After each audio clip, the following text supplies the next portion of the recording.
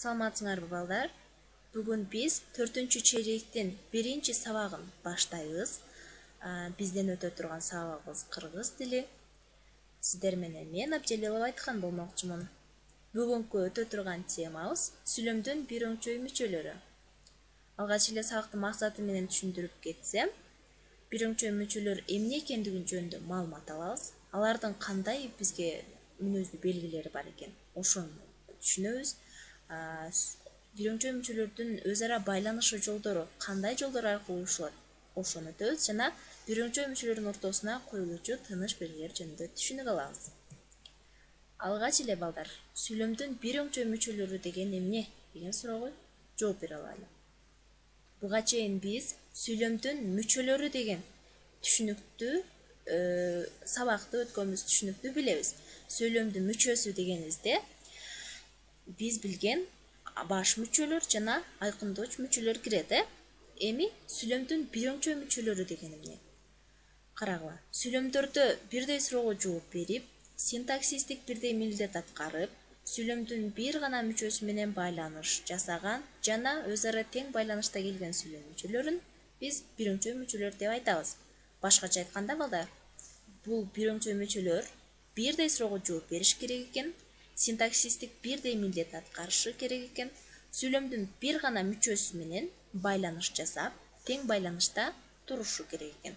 Сүйлөмдүн мүчөсү дегенибизде дагы эске салам балдар. Же болбосо баш мүчө жана айкындооч мүчөлөр. Мисалдар менен дагы кеңири түшүнө алайлы. Биринчи мисалды карайбыз. Майсалбектен да, Субанкулдан да, Касымдан да кат жок. Демек, бизге бир өңчөй мүчөлөр кайсыл экенин билишибиз үчүн биз суроо берип көрөбүз. Майсалбектен да, Субанкулдан да, Касымдан да деп силерге түшүнүктүүрөөк болуш үчүн башкача шрифте жазылып турат. Карагыла. Майсалбектен, Субанкулдан, Касымдан суроо берип көрөбүз. Берип көрдүңөр деп ойлойм. Кимден деген суроону бердик. Демек, кимден деген суроо кайсыл сүйлөм мүчөсүнүн суроосу эле. Эстейбиз. Эстедиңер деп ойлойм. Бул жөндөмө мүчөсүнүн кимден деген чыгыш жөндөмөсүнүн суроосу, ошондой эле толуктоочтун милдетин аткарды. Жана бирдей суроого жооп берди, бирдей синтаксистик милдет аткарды. Майсалбектен да, Субанкулдан да, Касымдан да кат жок деп айтабыз. Кийинки, мен элдин эркиндигин, кеңдигин, теңдигин талаштым дейт. Бул жерде дагы эркиндигин, теңдигин деген сөздөр бир өңчөй мүчө боло алат балдар. Буга дагы суроо берип көрөбүз. Эмнесин? Теңдигин, эркиндигин. Демек, бул дагы толуктооч, бир өңчөй толуктооч боло алат. Анткени эмнесин деп табыш жөндөмөсүнүн суроосуна жооп берип жатат. Түшүнүктүү болсо дагы кийинки мисалга өтөбүз балдар. Эңир шооласы да тарады, жер жүзүнө жарыктык тиричилик кирди. Демек, схема менен түшүндүрөбүз. Кирди, эмне кирди? Жарыктык тиричилик кирди. Эмне жарыктык тиричилик деп, эмне деген суроону берип жатабыз. Демек, бул бир өңчөй Эске сала кетсем балдар, биз бир өңчөй мүчөлөрдү дагы өз ара 5 түргө бөлөбүз. Бир өңчөй бир өңчөй баяндооч, бир өңчөй аныктооч, бир өңчөй толуктооч, бир өңчөй бушуктооч деп бөлөбүз. Муну сабактын жүрүшүнөн кийин түшүндүрүп берем балдар силерге. Эми мисалыбызга кайтсак, эңир шооласы да тарады, жер жүзүнө жарыктык тиричилик кирди.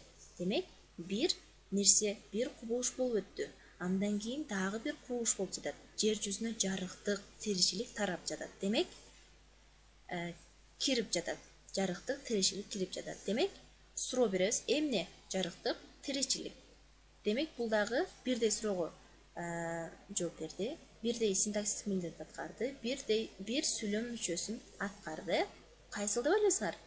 Албетте, бул бир өңчөй болуп саналат. Анткени эмне деген суроого жооп берип жатат. Кийинки мисалды карайбыз балдар. Ажар элең-селең этип, кылчактап арт жагын карайт, жүгүрөт, шашат. Бул Касымалы Баяленовдун Ажар повестинен берилген тексттен үзүндү экен, сүйлөм экен.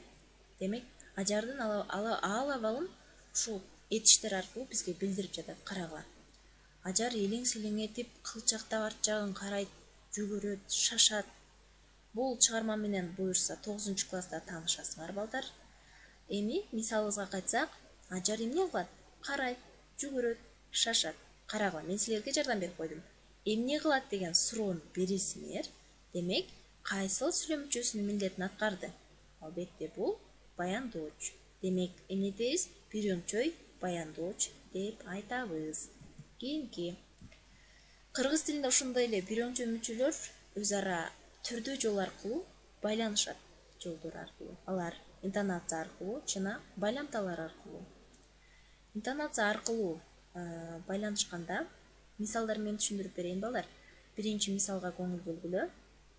Байбиченин ээк көтөргөнү өтө табышмактуу, салаваттуу деп деген сүйлөм келди бизге, мисал келди. Кандай? Табышмактуу, салаваттуу. Көрдүңөрбү, балдар? Бирөңчөй мүчөнү кантип табабыз деп кыйналып жатсаңар, ага биринчи эле суроо берип көргүлө. Ошондо анын кайсыл сүйлөм мүчөсүн аткарды жана кандай бирөңчөй мүчө экендигин биле аласыңар. Жана негизгиси бирөңчөй мүчө кайсыл экендигин таап аласыңар. Карагыла. Табышмактуу, салаваттуу дейт. Демек, экөө тең байланышта турат, же бири-бирине багынып турабы? Жок. Экөө тең байланышта турат. Табышмактуу, салаваттуу эле деп сүрөттөп атат байбиченин баш көтөргөнүн, ээк көтөргөнүн. Демек, бул интонация аркылуу байланышканда, санак интонациясы аркылуу байланышат. Башкача айтканда, эч кандай каражаттарсыз, байламталарсыз табышмактуу, салаваттуу деп. Же жөн эле байбиченин ээк көтөргөнү табышмактуу, салаваттуу деп койдук. Жок. Байбиченин ээк көтөргөнү өтө табышмактуу. Демек, эмне болуп атат? Жазууда биз өтүрмө ажыратабыз. Ал эми ооз-эки кирде биз муну тынын менен, пауза менен белгилейбиз, табышмактуу, салаваттуу деп. Кийинки дагы бир мисал. Үнү да өтө эле кырааттуу, ыргактуу, муңайыңкы эле. Демек, бул жерде дагы бир адамдын ал абалын сүрөттөө жүрүп жатат. Кырааттуу, ыргактуу, муңайыңкы эле. Бул дагы кандай суроого жооп берди? Азаматсыңар. Кырааттуу, ыргактуу, муңайыңкы. Кандай деп балким байбиченин, балким жөнөкөй эле бир адамдын ошол үнүн сүрөттөп жатат. Демек, бул аныктооч, бирөңчөй аныктооч боло алат.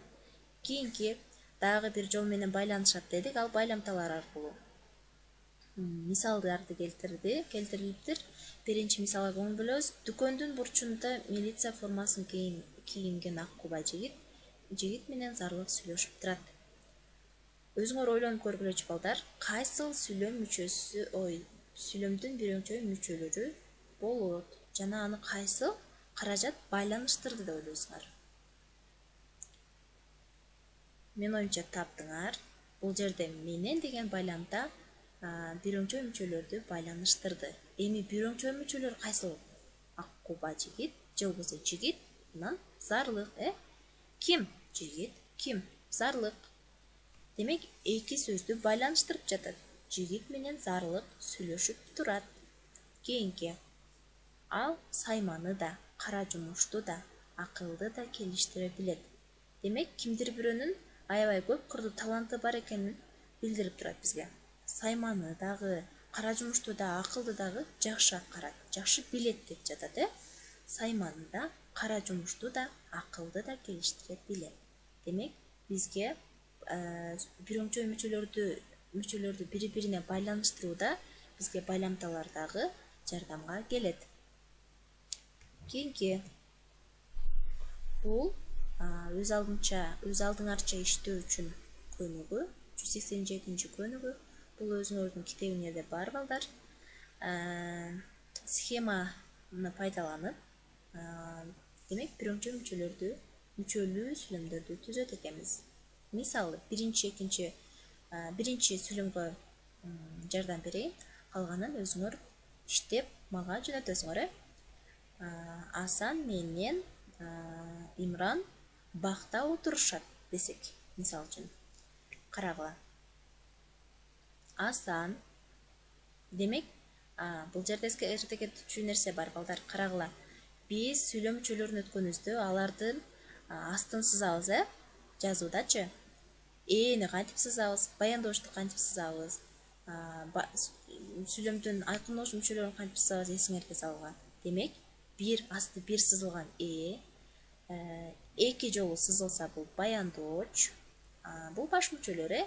Ал эми айкындооч мүчөлөрдө аныктоочту толкун түрүндө сызабыз, аныктоочту. Ал эми толуктоочту үзүк сызык аркылуу сызабыз. Ал эми бышыктоочту чекиттүү сызык менен сызып келгенбиз. Эми ошого карата сүйлөм түзөт экенбиз. Карагыла.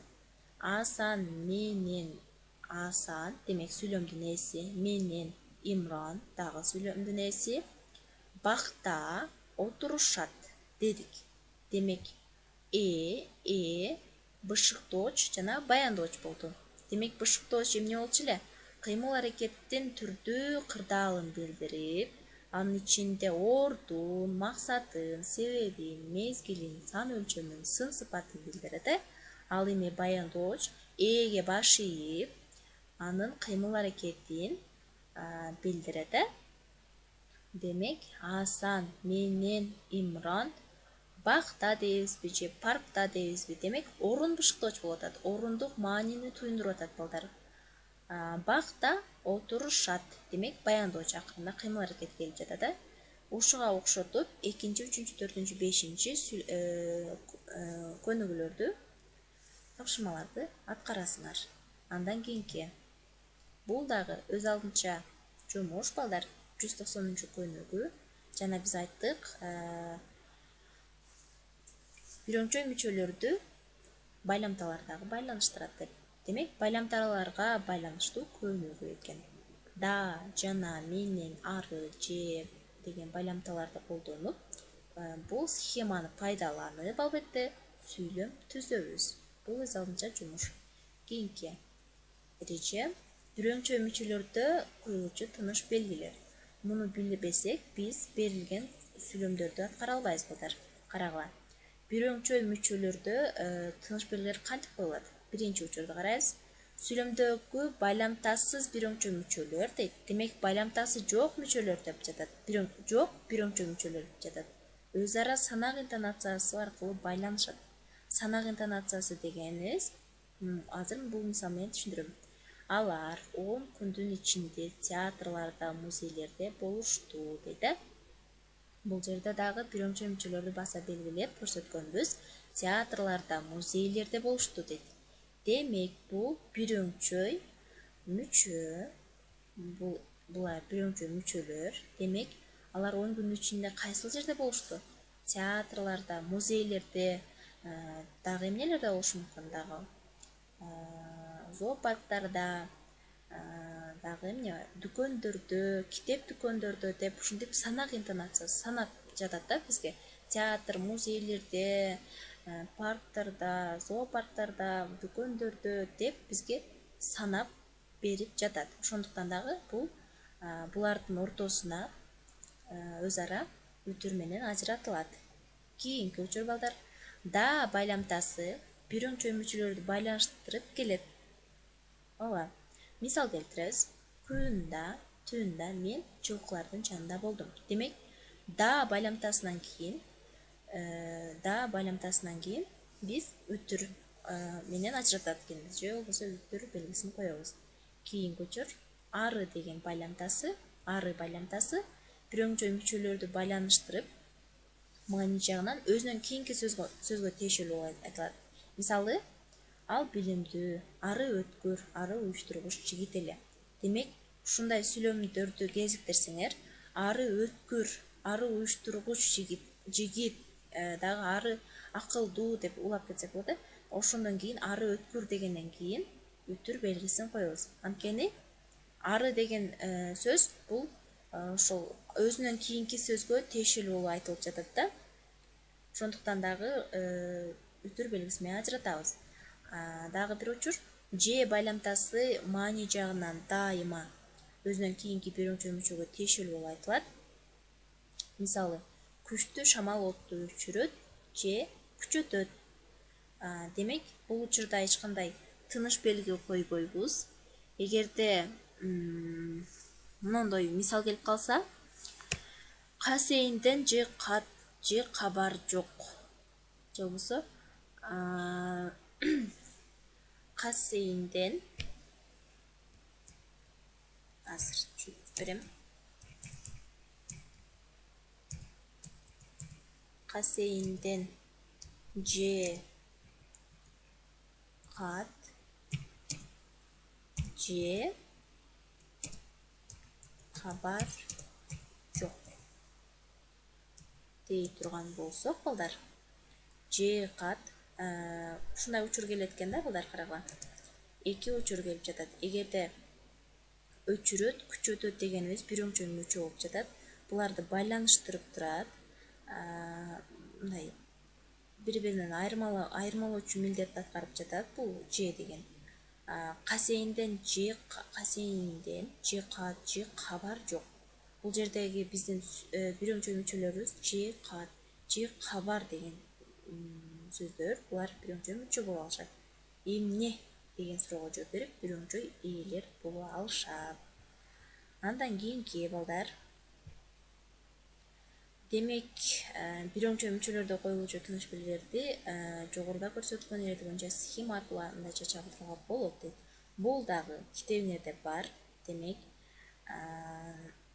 тыныш белгилерди коюуда биз ушул схемаларды пайдалансак болот.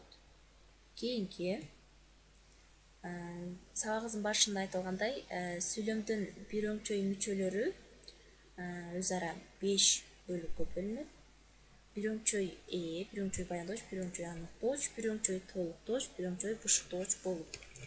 Муну мисалдар менен келтирсек, эгерде силер сүйлөм мүчөлөрүн мыкты билсеңер, сүйлөмдүн биринчи мүчөлөрүн жана ошондой эле анын бөлүнүштөрүн табууда эч кандай кыйынчылыкка туш болбойсуңар. Демек, биринчи анын жанында Мадина, Района, Ажибек, Асанбай бар. Бул өзүбүздүн турмуштан алынган мисалдар. Анткени бизге түшүнүктүүрөөк болуш үчүн, карагыла. Анын жанында Мадина, Района, Ажибек, Асанбай бар. Ким? Мадина, Района, Ажибек, Асанбай. Демек, булар эмне болушат? Өзүнчө бир синтаксистик милдетти аткарды, өзүнчө бир сүйлөм мүчөсүнүн милдетин аткарды. Сүйлөм мүчөсү дегенибизде эни милдетин аткарып жатат. Мадина, Района, Ажибек, Асанбай деген ким деген суроого жооп берип жатпайбы? Ошондуктан булар биринчи боло алышты. Экинчи, биринчи баяндоочу. 8-класстар шуктонушат, сабакка кечигишет, жалкоолонушат деген сүйлөмдө 8-класстар эмне кылышат? Шоктонушат, сабакка кечигишет, жалкоолонушат. Демек, эмне кылышат деген суроого жооп берип, биринчи баяндооч боло алды. Бул деле жогорудагы мисалдай бирдей милдетти аткарды, бирдей сүйлөм мүчөсүнүн милдетин аткарып, бирдей суроого жооп берди. Кийинки, биринчи аныктооч. 8-класстар шамдагай, шайыр, тапкыч, аракетчилдер. Демек, кандай? Шамдагай, шайыр, тапкычтар, аракетчилдер кандай деген суроого жооп берип, биринчи аныктооч болду. Бул дагы жогорудагы мисалдардай эле бирдей суроого жооп берип, бирдей сүйлөм мүчөсүнүн милдетин аткарды. Кийинки, биринчи толуктооч. Имран, Байбол, мен силердин тарбияңарды, тартибиңерди жана аракетиңерди баалаймын. Демек, бул кандай сүйлөм экен? Кайрылуу иретинде болот да. Имранга, Байболго мен же дагы бир мугалим кайрылуу жасап жатат. Имран тыным болуп атат. Анткени бул жерде каратма сөз. Имран, Байбол каратма сөз. Имран, Байбол, мен силердин тарбияңарды, тартибиңерди жана аракетиңерди баалаймын дейт. Демек, толуктоочту биз билебиз. Атош жана ээлик жөндөмөлөрдөн башка жөндөмө мүчөлөрүнүн суроолоруна жооп берет дегенбиз. Тарбияңарды, тартибиңерди деген суроолорго суроо жана аракетиңерди деген суроолорго сөздөргө суроо берип көрөбүз балдар. Эмнеңерди же болбосо эмнени, демек бул Имран Байбол көптүк санда тургандыктан тарбияңарды деп дагы өзгөрөт, же Имран Байбол тарбияңды деп айта албайбыз да. Ошондуктан тарбияңарды, тартиңерди, аракетиңерди деп айтканыбыз ошондон. Демек, тарбияңарды, тартиңерди, аракетиңерди, эмнеңерди же болбосо эмнени. Демек, кайсыл жөнүнүн мүчөсүнүн суроосуна жооп берди. Албетте, бул табыш. Эмнени? Тарбияңарды, аракетиңерди, эмнени баалайм, эмнени деген суроого жооп берди. Кийинки бир оңчой бышыктооч. Башыбызга келген түйшүктөн, сыноодон, карантинден улам гимназиябыз жабылды, урматтуу окуучулар, деп сиздерге бир мугалим же директор кайрылуу жасап жатса, же сүйлөп жатса, түйшүктөн, сыноодон, карантинден суроо берип көрөбүз балдар. Эмнеден деп айтмаксыңар, албетте. Эмнеден? Түйшүктөн, эмнеден? Сыноодон, карантинден. Бирок туура эмес бул. Анткени бул жерде толуктоочтук милдет эмес, бышыктоочтун милдетин аткарып жатат. Карагыла. Карантинден улам гимназиябыз жабылды, урматтуу окуучулар, атабыз. Демек, эмне себептен жабылды гимназия? Ошол түйшүктөн. Муну түйшүк деп койсок дагы болот, сыноо деп койсок дагы болот. Негизгиси карантин, карантинден жабылып жатканын билдирип жатат. Демек, сүйлөмдүн бир оңчой мүчөлөрү ушинтип 5 түргө бөлүнөт. Сабагыбыздын аягында тапшырма, үйгө тапшырма, китебиңерде бар бул нерсе, бул көнүгүү 194-күнчү көнүгүүнү үйгө тапшырма бул. Мында схемаларды пайдаланып, ар бирине карата сүйлөм түзүсүңөр, тыныш белгилерин коесуңар, жана алардын кайсыл эреже негизинде коюлганын түшүндүрүп бересиңер. Мисалы үчүн, Мадина, Азирет Али, Мадина, Азирет Али, Бигайым десек, демек бул жерде эч кандай тыныш белгилер коюлган эмес. Биз өттүк, тыныш белгилердин ортосуна